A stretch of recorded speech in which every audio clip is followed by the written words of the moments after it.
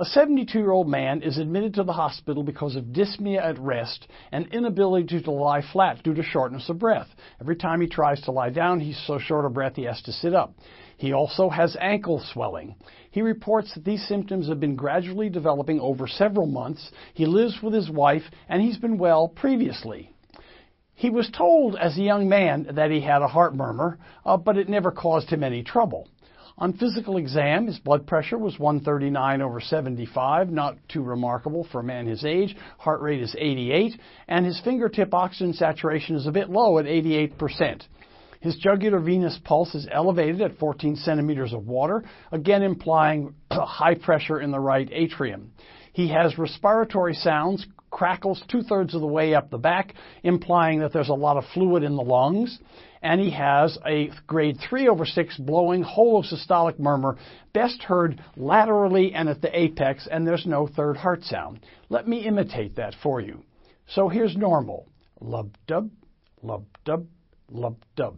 Here it is with the murmur.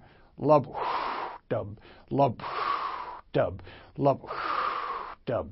You can hear that sort of blowing murmur, very different from the murmur of aortic stenosis, which is hum, hum, hum. This murmur is and is typical of the murmur of mitral regurgitation.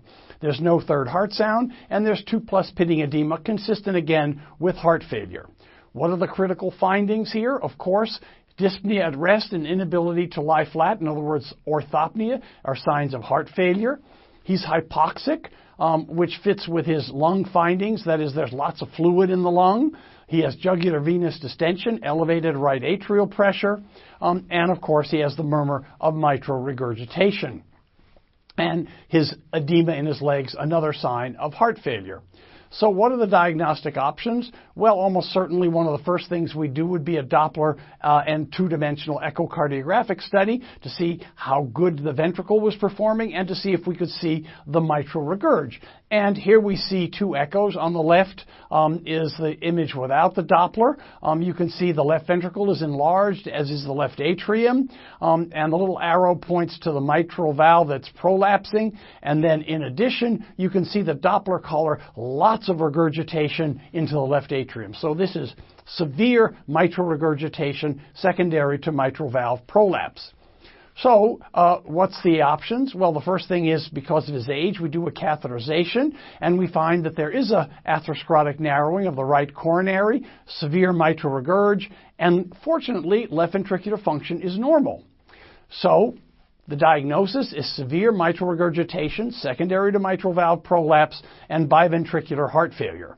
Moving on to treatment, he's referred to cardiothoracic surgery where he undergoes a mitral valve repair and he gets a single coronary bypass to his right coronary.